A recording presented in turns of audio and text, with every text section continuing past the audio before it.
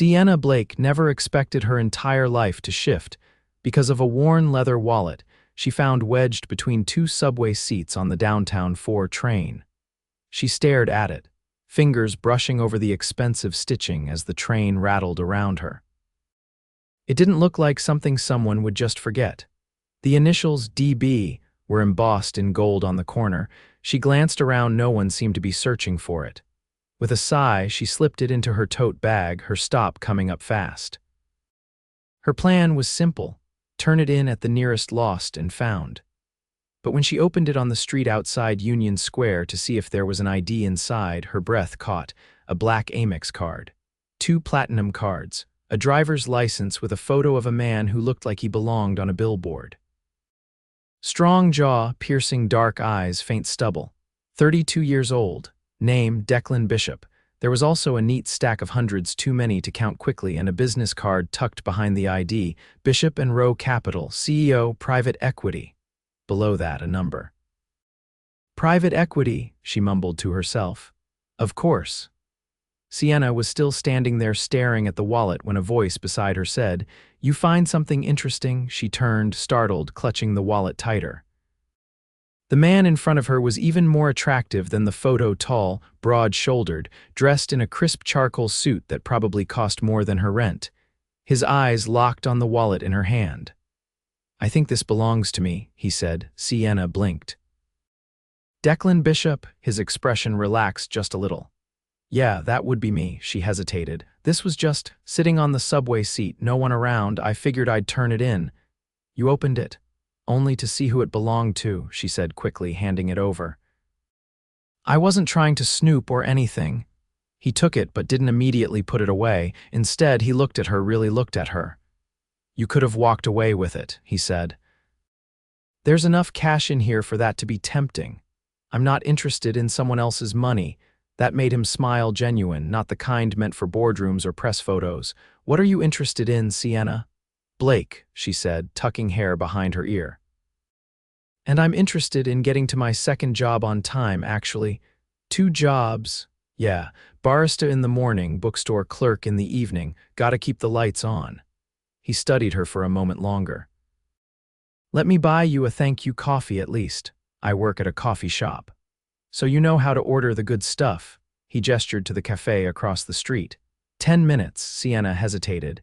He was probably used to models and influencers, not girls who lived in a walk-up with peeling paint. But something in his eyes. He didn't look like he was trying to impress her, just intrigued. "Okay," she said slowly. 10 minutes. Inside the cafe, the barista lit up when she saw Declan. "Mr. Bishop, the usual." Of course he had a usual. "Make it 2, he said, glancing at Sienna.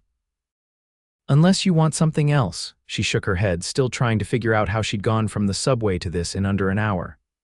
"So," he said once they were seated, "you always rescue lost wallets, only when they come with black cards and mysterious billionaires attached." He laughed. "Billionaire?" "Hush," she raised an eyebrow. "Don't play modest. The business card gave it away." Declan leaned back. "Fair enough. Yeah, I've done well. Built the company from scratch after college. It's been a ride." "Must be nice," she said, then immediately regretted it. "I didn't mean that to sound bitter." "It didn't, but if it helps, success doesn't always mean peace of mind." She tilted her head. "You seem like someone who gets what he wants." "Not always," he said, eyes locked on her, "but I try." She felt her stomach flip. They talked for longer than 10 minutes. He asked about her art degree, her dream of opening a gallery one day, her apartment in Washington Heights. She asked about his company, his family, his least favorite part of being rich. "People assume they know who I am before I even open my mouth," he answered. "It's exhausting." Sienna nodded. "Yeah, I get that. People hear barista and think I'm lazy or unambitious. You're working 2 jobs. That's more ambition than half the people I know." She was still thinking about that when she glanced at the time and jumped up. "Crap, I'm gonna be late. I have to go." He stood too. "Let me drive you. I take the train." He pulled out his phone. "I'll have my driver." "No," she said quickly. "Thanks, but no. This has been weird in a good way, but I really should go." He looked almost disappointed. "Can I see you again?" Sienna bit her lip. "Why?" "Because you're the first real person I've talked to in a long time."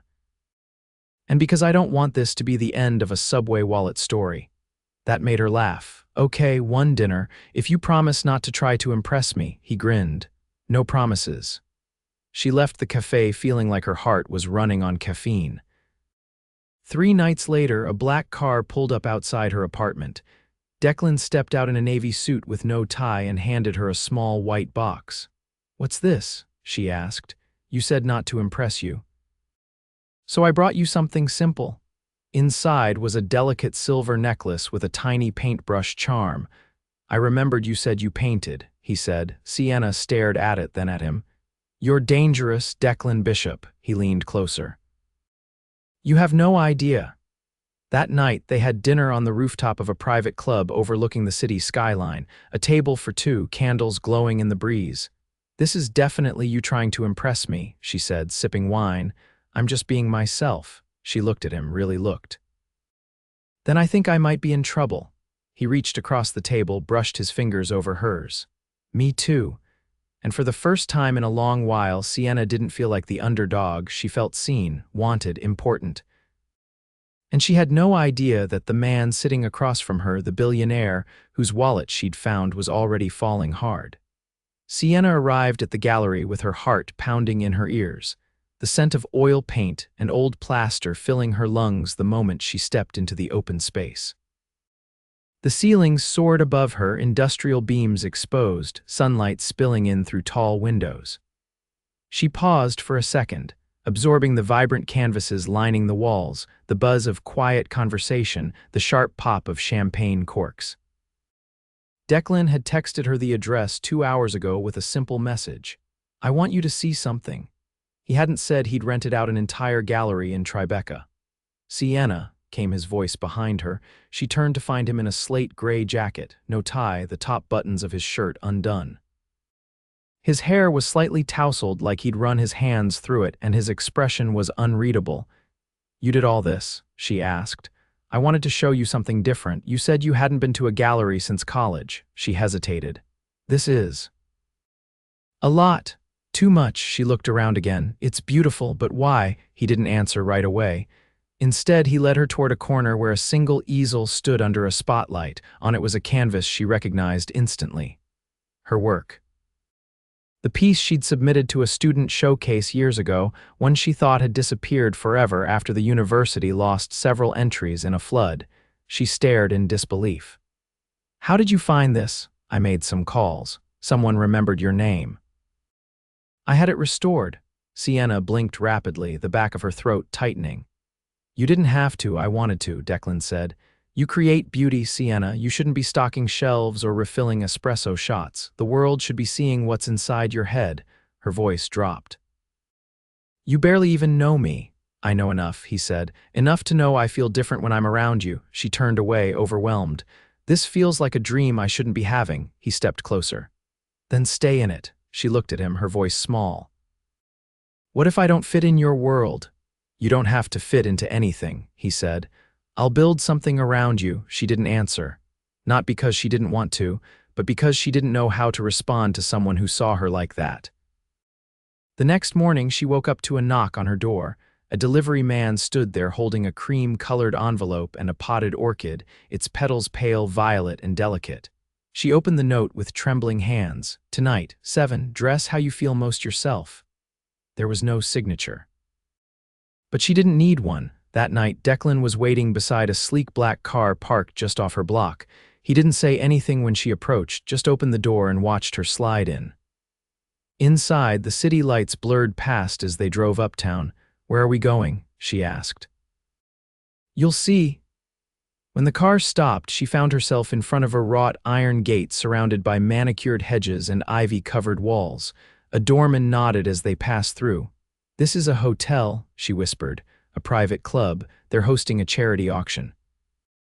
"I'm on the board," she paused, "and I'm your date." "I'd rather say you're someone worth sharing the evening with." Inside, chandeliers glittered above them, and the air buzzed with polite laughter and the clink of crystal.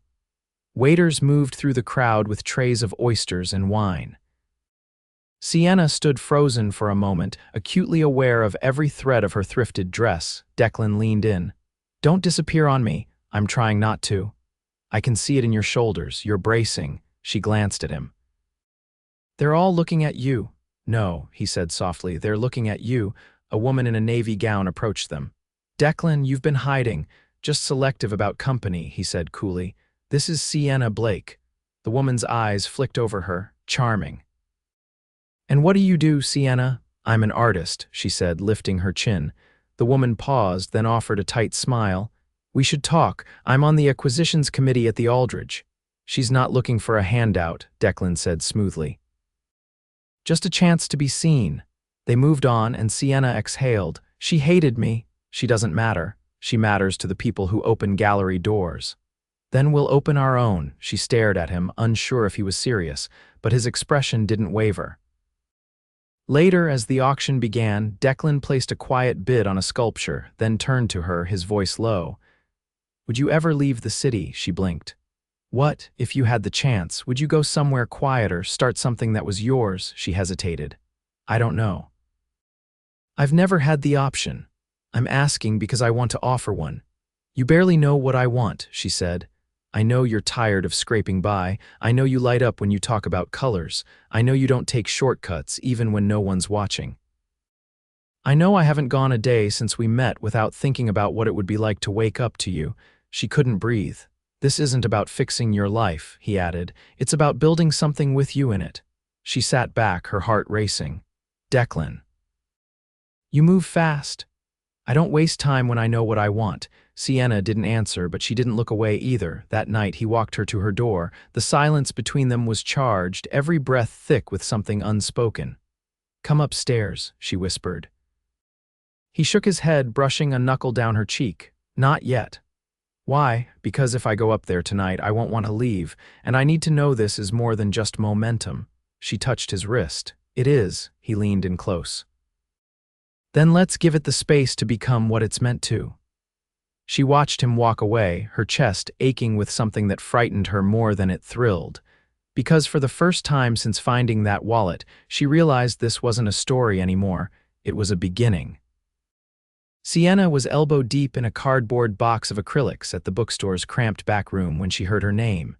She turned, startled, paint-stained fingers tightening around a worn tube of cobalt blue. Her manager, Claude, stood in the doorway, arms crossed and a bemused look on his face. There's a man at the front asking for you, he said. Looks like he walked out of a GQ editorial and into my store. Sienna wiped her hands on her apron. Did he give a name? Claude raised an eyebrow. Didn't need to. He said, and I quote, "Tell her I'm here to make good on a promise, whatever that means." Her pulse jumped as she made her way to the front. Declan stood near the counter, out of place among the chipped floor tiles and cluttered shelves. He held something behind his back and was scanning the rows of books with a faint grin. You tracked me down at work, she asked, keeping her voice low. I called the cafe. They said you were here on a shift swap. She crossed her arms. Stalker energy, just a little persistent, he corrected. Then he brought his hand forward, revealing a large sketch pad wrapped in a leather ribbon. I thought you might need more space to create, she blinked. What is this? Hand-bound, acid-free pages, the kind professionals use. I figured it was time you stopped sketching on receipt paper. She took the pad slowly, running her fingers over the soft cover. You didn't have to, I know, he said, but I wanted to. She looked up at him carefully. I'm not used to people doing things just because they want to. Then we'll make it a habit. Claude cleared his throat behind the register.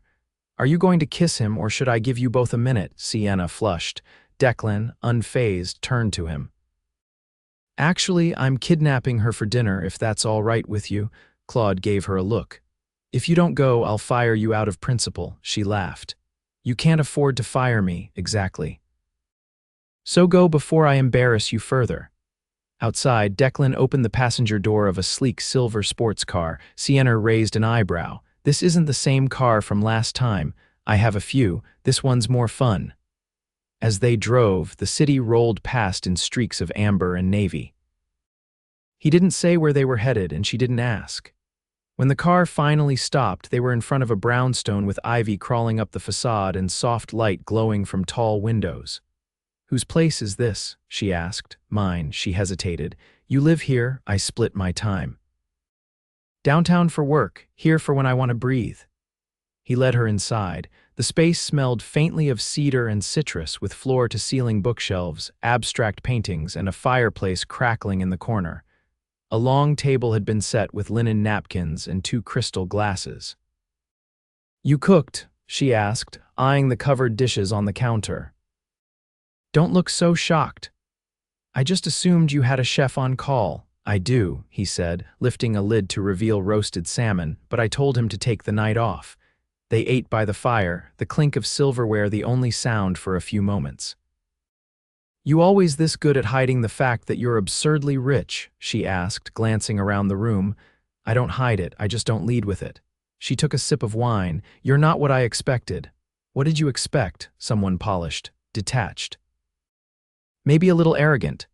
"Is that what I am?" "No," she said. "You're surprising." He leaned forward. "And what are you?" She looked down, still figuring that out. After dinner, he led her upstairs to a sunroom lined with windows. At the center stood an easel and a small table of paints. "This was supposed to be a guest space," he said, watching her take it in. "But I thought you might want somewhere to work, somewhere quiet." Her throat tightened. "I don't know what to say. You don't have to say anything." "I don't want to owe you, you don't," he said gently. "This isn't a transaction, it's an invitation." She walked to the easel, running her fingers along the edge. "Why me, Declan? You didn't ask for anything," he said, "and you gave me something I didn't realize I was missing." She turned back to him. "Which is honesty. A life not built around power plays and expectations. You remind me of who I used to be." She stepped closer. "And who is that?" "Someone who still believed in the idea of finding something real before the money and the headlines." She stared at him in the low light, her voice barely above a whisper. "I don't want to be just another story for you. You're not a story, Sienna." "Then what am I?" He closed the space between them. "The only thing I haven't been able to stop thinking about since the day you handed me back that wallet." He kissed her then, not rushed, not demanding. Just enough to fill the quiet between them with something vast and unspoken. When she pulled back, her eyes were shining. "I should go," she said, but didn't move. "Stay," he said. "Just for a little while." She hesitated, then nodded once slowly. Later, as they sat curled on the couch, the fire casting gold across the walls, she asked, "What happens when this isn't new anymore?" He didn't answer right away. Then he said, "Then we choose to keep wanting it. And if we don't, then we'll be honest about that too." She rested her head against his shoulder. "You make it sound simple. It can be, if we let it." Somewhere outside, a siren wailed and faded. Inside, the silence was softer. And in that moment, Sienna realized she wasn't afraid of the way he looked at her anymore. She was afraid of how much she wanted to keep being seen that way. Sienna stood in the elevator of Bishop and Row Capital, her reflection split across the mirrored walls, hands clenched around the sketchpad Declan had given her weeks ago. The receptionist downstairs had recognized her instantly and buzzed her up without hesitation. "Mr. Bishop is expecting you," she'd said with a smile that was a shade too knowing. Sienna hadn't planned to be here.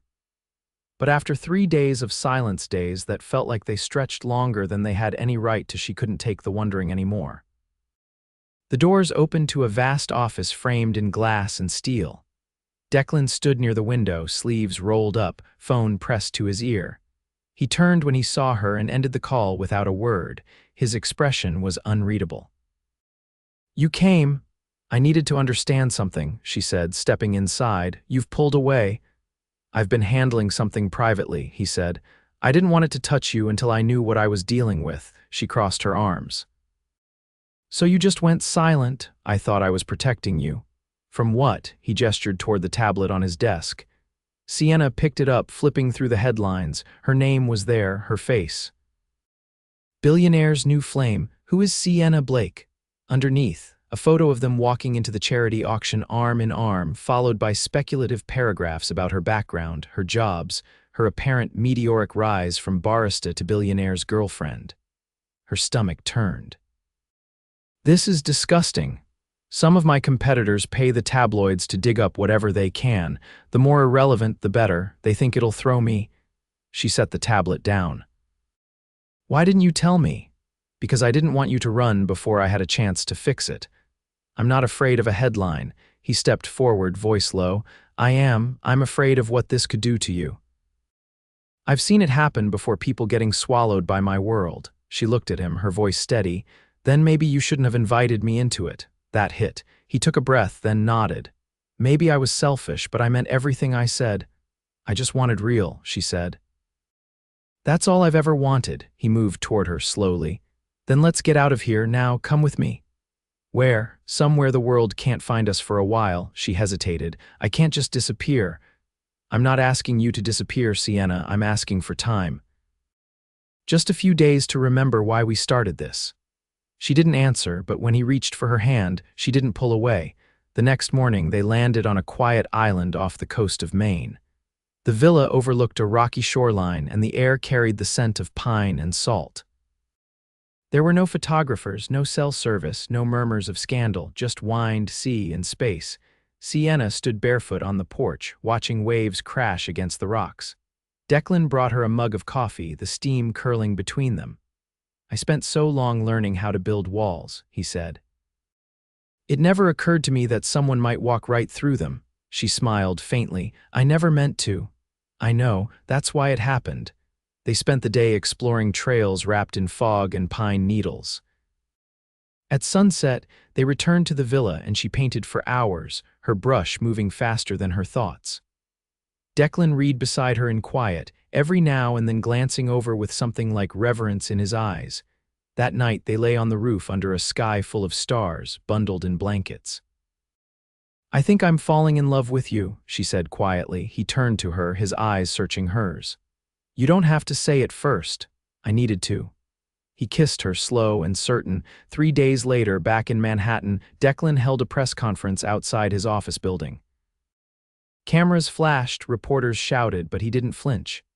I want to make something clear, he said, voice calm but firm. The woman you've written about for the past week is not interested in your headlines. She's not a socialite, a gold digger, or a project. She's an artist. She's brilliant. And she's the person I love. Sienna watched from the side, heart pounding. He looked at her then, and the world seemed to go quiet. Later that night, back at her apartment, he handed her a letter. What is this? She asked. A gallery lease, paid in full, under your name. She froze. Declan. Before you say anything, he said gently, this isn't a gift, it's a beginning. You decide everything, what goes on the walls, who gets to show how it's run. I just gave it a roof. She looked down at the papers, then back at him. I don't know if I'm ready. You are, he said. But I'll wait until you believe it. Tears slipped down her cheeks, silent and unforced. He stepped closer. You changed everything I thought I knew about love. You made it honest, messy, worth it. And you made me feel like I mattered, she whispered. You've always mattered, he said. You just needed someone to remind you. She stepped forward, pressed a kiss to his chest, then looked up. Ask me, he smiled, eyes shining. Sienna Blake, will you let me walk into every gallery opening you ever host, carry your paints when they're heavy, and love you harder every day for the rest of your life? She laughed through the tears. Yes. Yes to all of it.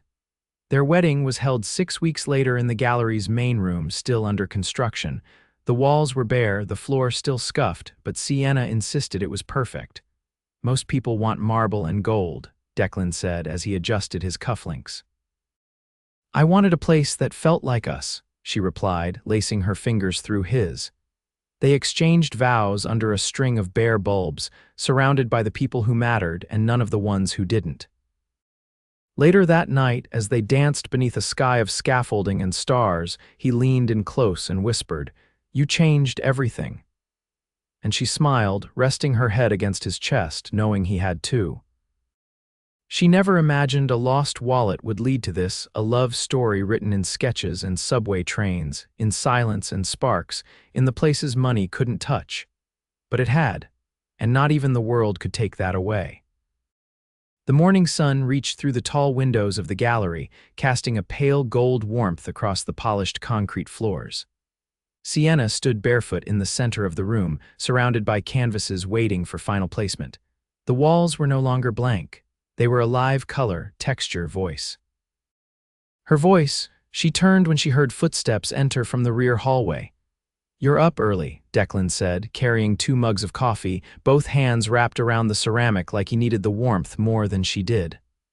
I couldn't sleep, she replied, accepting the mug. My brain's too loud, he glanced around with quiet pride. It should be, you built this. I keep thinking someone's going to walk in and tell me it's all a mistake. They won't, he said. Because it isn't. She gestured to the largest piece, an abstract storm of reds and charcoal, brushstrokes violent then suddenly still. I wasn't even sure I wanted to show that one. Why? It felt too personal, too much like bleeding out in public. He studied it for a moment. That's why it belongs here. People want truth, not polish. She sat on the low bench near the wall, resting her mug beside her. Do you ever miss it? The chase, the deals, the fight, he joined her. Sometimes, not the noise, but the clarity of knowing what's at stake. Now it's different. Quieter, but deeper. She leaned her head on his shoulder. I think I was always afraid of stillness, like if I stopped moving, everything would catch up. It didn't, he said. You outran it, and now you're building forward. She looked up at him. What if this is it? What if this is as good as it gets? Then we're damn lucky. She reached for his hand. I never told you what happened to my first piece, the one you found in the university archives. You don't have to, I want to. I submitted it for a scholarship. I thought it was my ticket out. But the piece vanished before the judges saw it. They said it must have been lost in the shuffle. I cried for 2 days. Then I got up, got a job, and stopped painting for almost a year. He turned to face her fully. You never told me that. I didn't want to sound like I was still bitter. But you were, she nodded. I was until now, Declan exhaled. I think I was bitter too, for different reasons. For what I gave up to build something that never felt like mine. It does now, he looked around the space, then back at her. You're what makes it real. Without you, it's just walls and paper. Later that evening, the gallery opened its doors for the first time. A modest crowd filled the space, artists, friends, curious locals, and a few collectors whose names Sienna only recognized from whispered conversations in coffee shops years before. The buzz was electric, not loud but charged. A woman in her 60s approached Sienna near the back wall. She wore a wide-brimmed hat and carried a cane adorned with small gold birds. You're the owner? The woman asked. Sienna nodded. Yes. I saw the article in the paper. I came expecting indulgence. What I found was restraint, control. Pain, but not desperation. Sienna blinked, unsure what to say.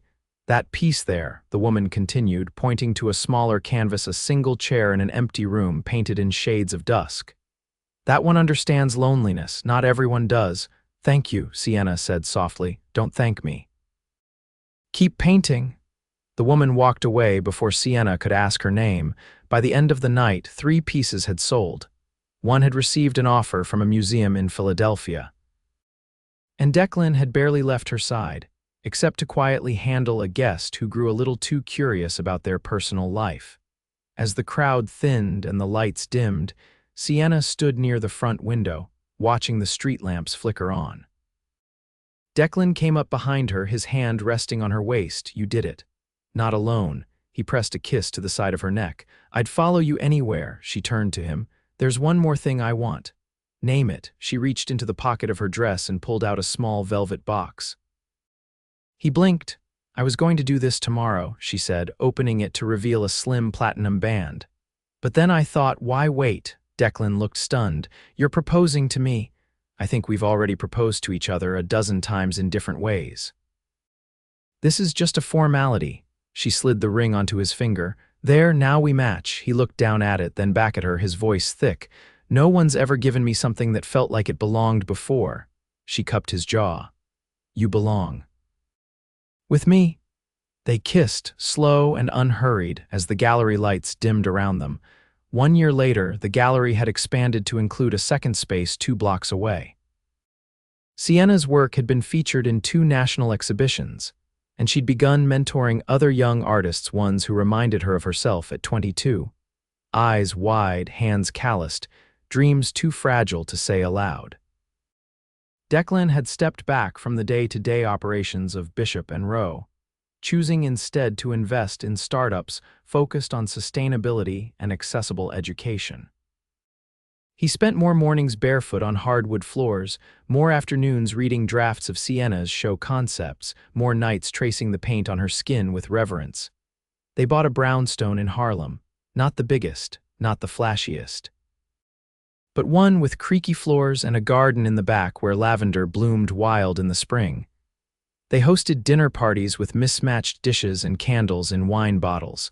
They laughed more than they fought. They kissed in the kitchen. They argued about music. They loved in a way that was fierce and soft all at once. One rainy afternoon, Sienna stood in her studio, paintbrush in hand, belly just beginning to swell beneath her shirt. Declan appeared in the doorway, holding a mug of ginger tea. "Careful," he said. "You're glowing again." She turned, smiling. "I think that's just the light." "No," he said, setting the mug down and wrapping his arms around her from behind. "It's definitely you." They stood like that for a while, listening to the rain. And in the stillness, in that quiet moment between heartbeat and breath, Sienna knew she had not just found love, she had built it, and it was everything.